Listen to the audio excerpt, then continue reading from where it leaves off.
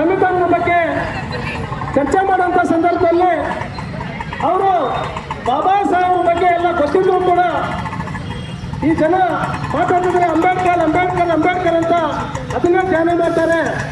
ಅದನ್ನು ವ್ಯಸನ ಹಾಕಿಟ್ಟಿದೆ.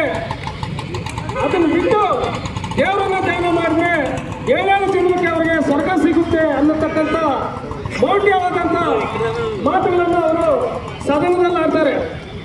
ಒಂದು ನಾವು ಅರ್ಥ ಮಾಡ್ಕೋಬೇಕು, ಭಾರತ ದೊಡ್ಡ ಸಂವಿಧಾನ ಹೊಂದಿರತಕ್ಕಂಥ ಪ್ರಜಾಪ್ರಭುತ್ವ ದೇಶ ಆಗಿದೆ.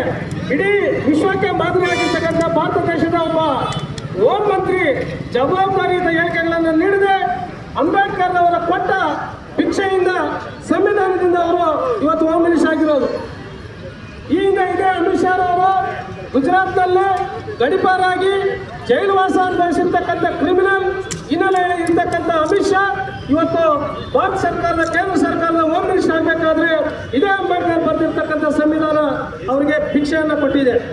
ಅದನ್ನು ಅರ್ಥ ಮಾಡ್ಕೊಳ್ಳದೆ ಅವರ ಮನಸ್ಥಿತಿ ಅವರ ಹೊಟ್ಟೆಯಲ್ಲಿರ್ತಕ್ಕಂಥದ್ದನ್ನು ಆಚೆಗಳಿದ್ದಾರೆ.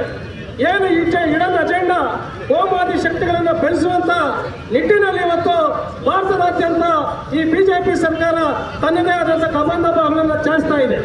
ಈ ನಿಟ್ಟಿನಲ್ಲಿ ಅವರ ಹೇಳಿಕೆಯನ್ನು ಖಂಡಿಸಿ ಅವರ ತಪ್ಪನ್ನು ತಿದ್ದುಕೋಬೇಕು, ಮತ್ತೆ ತಪ್ಪೊಪ್ಪಿಗೆ ಕೊಡಬೇಕು, ಜೊತೆಗೆ ರಾಜೀನಾಮೆ ಕೊಟ್ಟು ಅವರು ಈ ಸರ್ಕಾರದಿಂದ ಹೊರಗುಳಿಬೇಕು. ಮೊನ್ನೆ ಪ್ರಧಾನಮಂತ್ರಿಗಳು ಕೂಡ ಇದನ್ನು ಗಂಭೀರವಾಗಿ ಪರಿಗಣನೆ ಮಾಡಬೇಕು. ಅವ್ರು